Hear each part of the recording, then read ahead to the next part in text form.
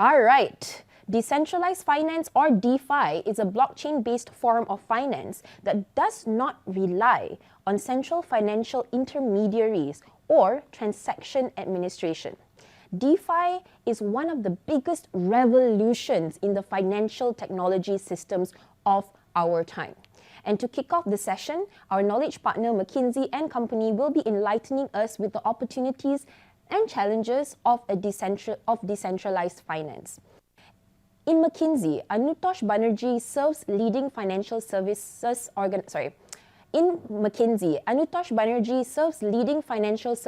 organizations on strategy, operation topics, including digital transformation and building new businesses. He advises clients in Asia and Europe on digital and analytics, wealth and asset management, as well as corporate and investment banking. So he is dialing up and warming up soon to share all his knowledge. If you guys have any questions, drop it down below. All right, stay tuned. Anutosh will be up shortly. Bye, guys.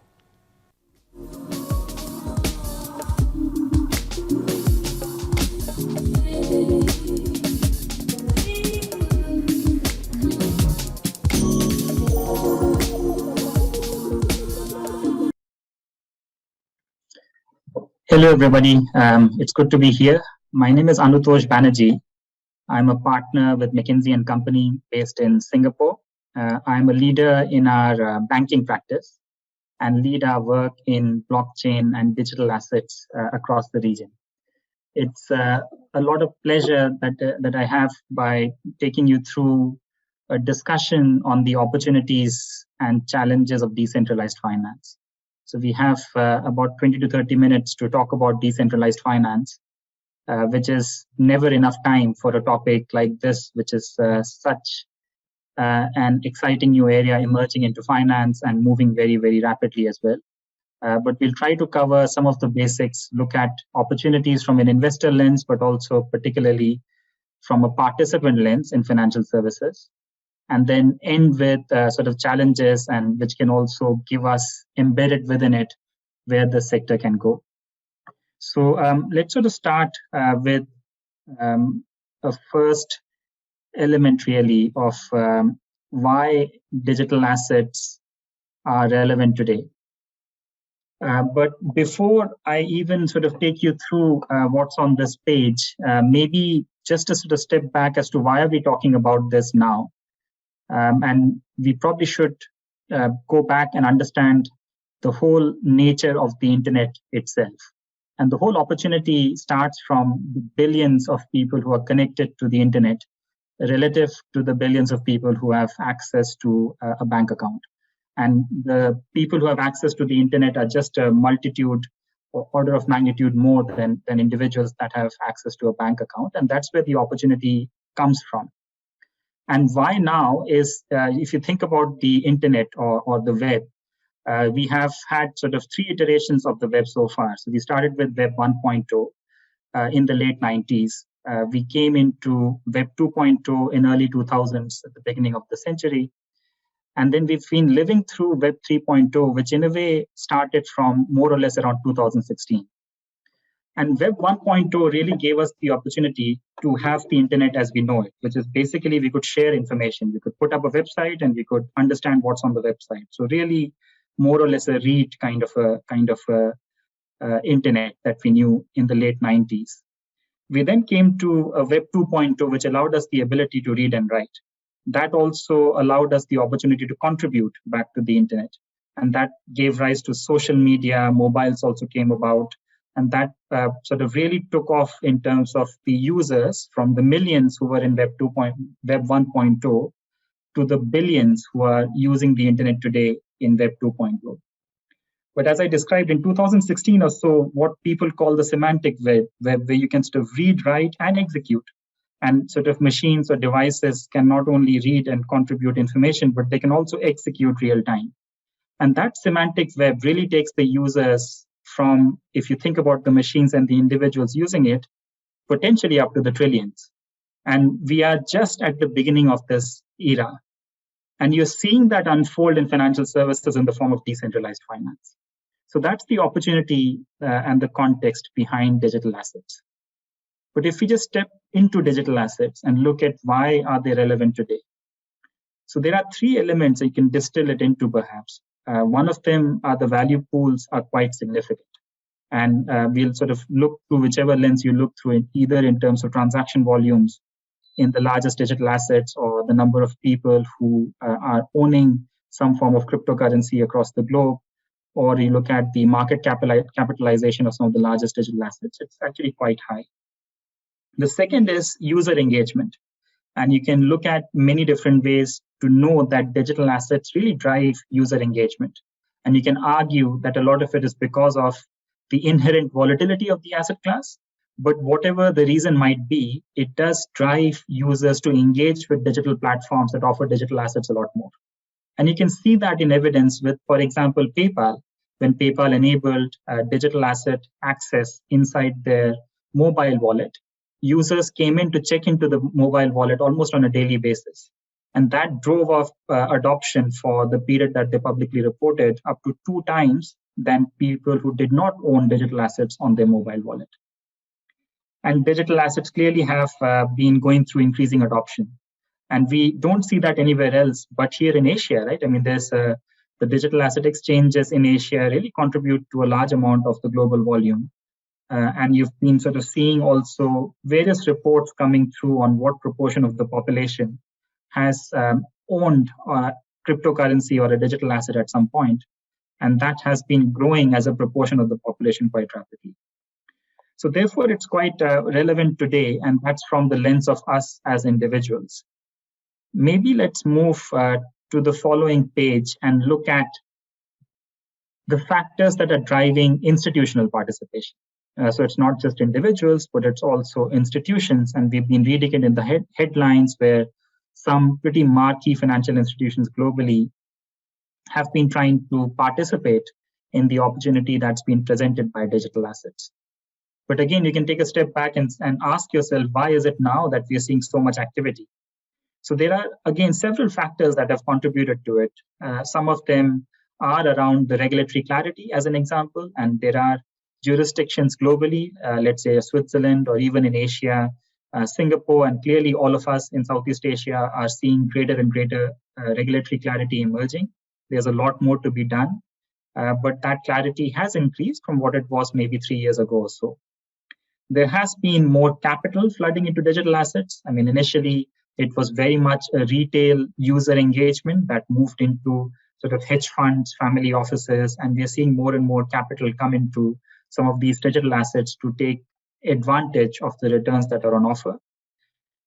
Central banks, again, being driven by what we've been seeing, let's say, market-leading central banks, even in the region, with the e-yuan experiment out of China. More than 80% of central banks are experimenting with CBDCs. But more importantly, I think the underlying thing that we have to keep in mind is that the infrastructure that enables digital assets, because the market is quite different to traditional finance, and we'll just look into that on the next page, you need ecosystem around it to come together. And over the past 2 years, a fair amount of that ecosystem to allow us to custody or hold private keys that give us access to move digital assets, or being able to have insurance, cyber or specie insurance or other forms of insurance that can protect us as individuals and institutions, more importantly, access these assets. That whole ecosystem has matured. And it's become able to connect into traditional financial institutions in a way that they understand. That's giving them confidence also to participate in this. And the opportunity, again, is large, which is driving the capital flooding in. And if you look at, barring the volatility that we're observing now, which has been a feature of the market in any case, if you look at a 3-year return threshold for the top 10 kind of digital assets, it has been outpacing the typical equity indices and other asset class returns in the past. So that has been driving also institutional participation. So far we've seen that users are coming in, institutions are coming in. Now let's sort of look at what DeFi is and where is it coming upon. And if we go to the next page. Now this page is thinking about the evolution of digital assets. And the evolution of digital assets, we are trying to simplify it and look at it in three kind of waves. So we've seen the first wave where the store of value in cryptocurrencies has been sort of going through since the advent really of Bitcoin as one of the significant digital assets that came about. We've moved into sort of a second wave where central banks are getting involved.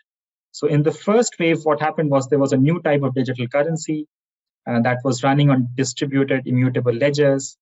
There were transactions that were getting enabled by smart contracts. That's already a lot in the first wave. In the second wave, when programmable money comes in, where central banks can literally program money to be operating in a certain manner or under a certain environment, certain preconditions. And that also can then settle or make payments 24/7 instantaneously. That is a pretty powerful functionality that the second wave could unlock. Now, DeFi really comes into being in the third wave, where financial services and assets in a truly native digital format or tokenized assets, they can interact with digital banking. And that creates new kinds of yields for consumers, and it really enables new types of functionality for users. And we'll touch upon that aspect of it in this document and this presentation later on. So with that, if I move to the next page, a bit dense, but what it's trying to do is to compare and contrast decentralized finance with traditional finance. What you see is, if you start from the top, that's where us as users exist. And as we go deeper into these layers, we unravel more and more part of the underlying infrastructure that makes up either traditional finance as we know it today, or decentralized finance as we are uncovering and understanding now. These layers, if you start from the bottom, is how layers start. So you have at the very bottom, you have layer 0, then layer 1, layer 2, layer 3, layer 4. And we typically sort of interact with the decentralized finance at many layers. What users typically see are very user-friendly digital decentralized finance apps. And the level of user experience, because the decentralized finance infrastructure is natively digital, the user experience is very high. It's a pretty sophisticated user experience that the DeFi apps are able to create, which drives consumer engagement. That compares to the banking apps, and we're pretty familiar with those functions around storing, transferring, investing, and so on and so forth that the banks offer. If you go one level under, there are other, decentralized finance apps that give you access to peer-to-peer transactions that can be enabled. That compares with intermediaries as we know it, like asset managers or other kind of financial services intermediaries that exist in that application layer.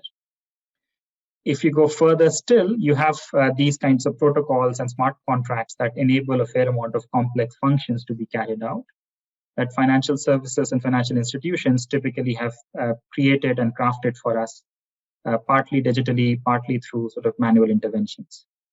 If you go further in, you come into sort of the asset classes or the tokens. And there we know the central bank sort of money that comes through licensed institutions on the traditional finance side. And at the bottom is the settlement layer. And in decentralized finance, the settlement layer is the blockchain. And in traditional finance, the settlement layer is the central bank ledger, other kinds of instantaneous or otherwise payment systems. So those are kind of comparisons, and you can draw comparisons and comparables. But if you look at users on the next page, you'll see that DeFi more recently has had this kind of explosive growth. And this chart you must have sort of seen in many different contexts, I'm hoping before, but the value locked in decentralized finance kind of has gone through pretty explosively recently. And there are several metrics on this page that I won't really go into too much, but it's fairly important to appreciate the growth that is coming through because of all the reasons that I went through just now. So the maturity is still early days, but the transaction volumes and usage of these DeFi networks has gone up. So what does DeFi really allow us to do? So again, this is trying to sort of simplify the use cases that we see today. Essentially, if you start from the top, you have the use case around exchange liquidity, where users can commit their digital assets to decentralized exchanges, and there are several of them. I mean, Uniswap, SushiSwap, and so on and so forth. There are risks that users face. I mean, there's still quite a lot of swing in the underlying asset, and the smart contracts are essentially pieces of code. And there is risk in trusting those smart contracts in a way that the transactions are immutable, but the returns on offer, as is on the page, can be quite high. And so it is quite attractive to a certain cross-section of the population. The second one is around collateralized lending or short selling, where users can commit the digital asset into a lending pool. The third is arbitrage lending. And again, this is kind of users committing digital assets to an arbitrage pool. And then transaction validation, users can commit, again, digital assets into staking pools. I won't really go through the technicalities of these because it can get very technical quite a lot, and we'll discuss some of this in the challenges section later on. But what's fair to keep in mind is that these returns on offer, and you compare that to the environment that we operate in now, with low interest rates and asset classes getting quite correlated with each other, can and are quite attractive if they can be accessed in a manner which is comparable to how we are used to using financial services today. So with that in mind, if we go to the next page, I'll take through sort of two basic applications. One is this page, which is trying to show DeFi as an application enabled by a smart contract, where it's trying to replicate what a bank does, which is borrowing, lending, deposits, basic banking functions. And we'll look at on the next page some of the capital markets activities where DeFi can become quite critical. So without getting too much into the flows around this page, but essentially this is showing a decentralized finance example that is enabling pool-to-pool use cases of lending and trading or exchange. Users can deposit their funds in a smart contract. Funds are pooled and the risk is shared amongst all of the users. The returns generated have their parallel in traditional finance. So you can sort of understand the concept from traditional finance anyway. And the revenues generated are returned back to the users using smart contracts. So there's no central governance, there is no overhead, and therefore the returns can be more high than what is typically observed in a traditional finance anyway. But primarily the returns in the decentralized finance applications are driven by the underlying very high market volatility that we see. So higher the volatility in a way benefits these kinds of returns, especially on an aspect of decentralized finance, which is creating stability like stable coins. And then the disruptive use cases will continue to come up, but there are several of these smart contracts that have a fair amount of value locked and a fair amount of maturity is coming into this market. If we take a step further and look at decentralized finance from a more capital markets lens, and this is showing three applications around shareholder governance, asset issuance, clearing and settlement. So there are, the current state is what we see on this page in front of you, but there could be a lot more that could happen in terms of the art of the possible looking ahead. So digitally issued equities could enable easier shareholder governance, and that shareholder governance could also be more responsive, could allow more democratization of shareholder governance also coming in, leading to greater accountability of companies. It could also become easier to list on financial markets, especially for small and mid-sized enterprises. And so the ability to access capital markets doesn't have to be as high if we are talking about decentralized way of asset issuance for entities. And the clearing and settlement could mean that there is instant clearing and settlement via digital currencies directly on an exchange. There could be obviously several issues that might create. I mean, not all institutions would like for instantaneous settlements. They might prefer the current settlement method, which gives them some time to source for funds and settle securities and other kinds of business models that exist because of the inefficiencies in the current market will probably have to be reconsidered. But the power of this to open up new kinds of business models still cannot be understated. So that essentially is the application in financial markets. So far we've touched upon why digital finance is decentralized finance is coming into our lives in the context of Web 3.0, why the excitement of individual users is also permeating into institutions, and where we see applications for it in kind of a traditional banking use case, or also markets use cases.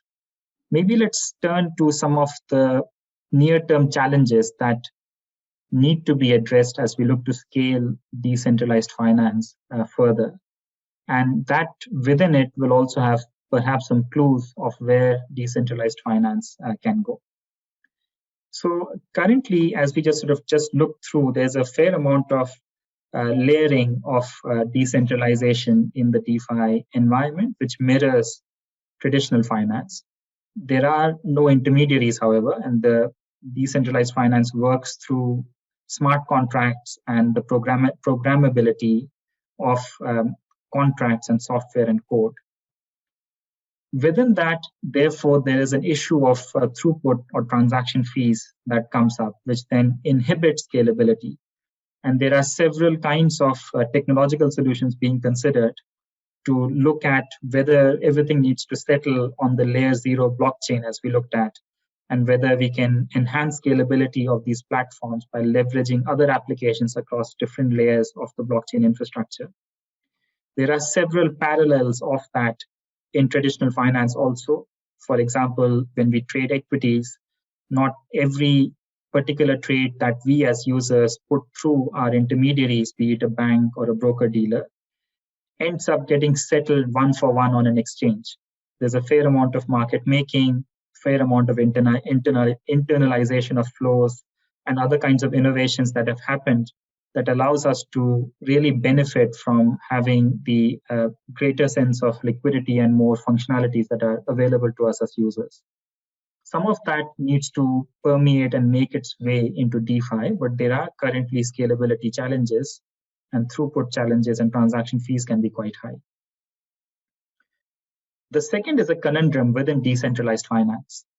So there is the conundrum of centralization. So how far do we want to push decentralization and keep centralization out of DeFi to keep a very purist view versus not, in the context of user experience that we look at as one of the other challenges in this space. So the centralization comes in the following way. So let's say if you're a user, you want to access some of the decentralized finance functionalities and gain those returns.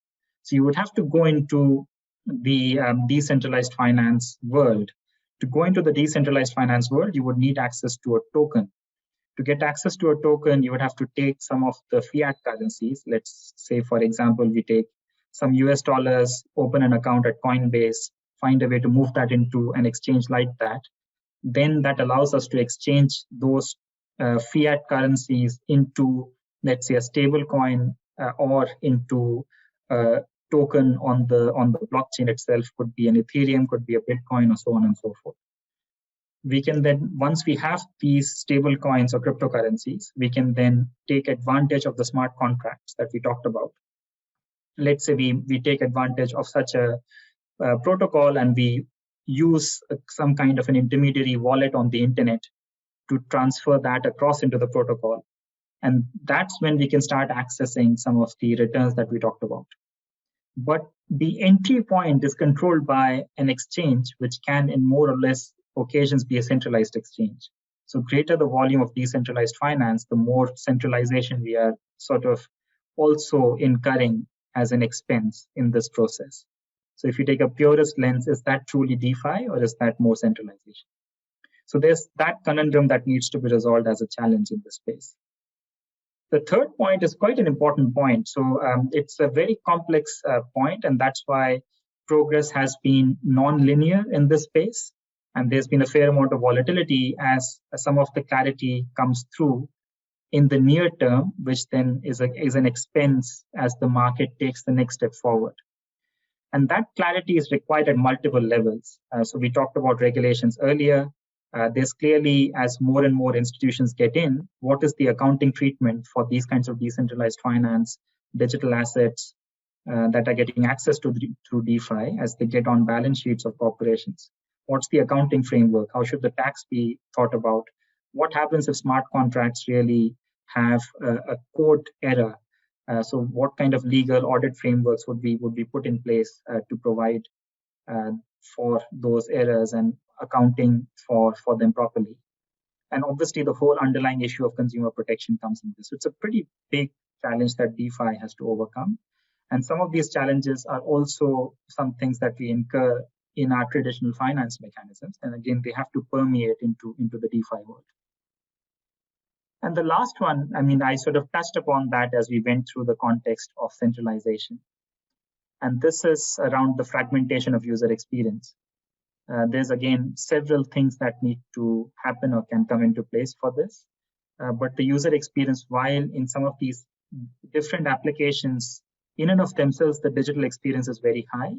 But because of the fragmentation of the various protocols at scale still, the user experience tends to get quite fragmented. And the users may or may not be fully aware of the lack of the traditional safety nets that they used to in traditional finance. So for example, if they lose access, the private keys, they can't call Ethereum Foundation or someone to retrieve it for them, and they can't really walk back a transaction if it's done on stable coins, as an example. So there's a fair amount of user education that needs to happen alongside a much more unified customer experience along these protocols. So this is just a flavor. As I said earlier, 30 minutes is never enough to take you through a topic on DeFi. But I hope that it gave enough of an opportunity for us to touch upon what DeFi means, what does it open up as potential opportunities, and what are the near-term challenges. With that, I would thank you for your time and give it back to the host, please.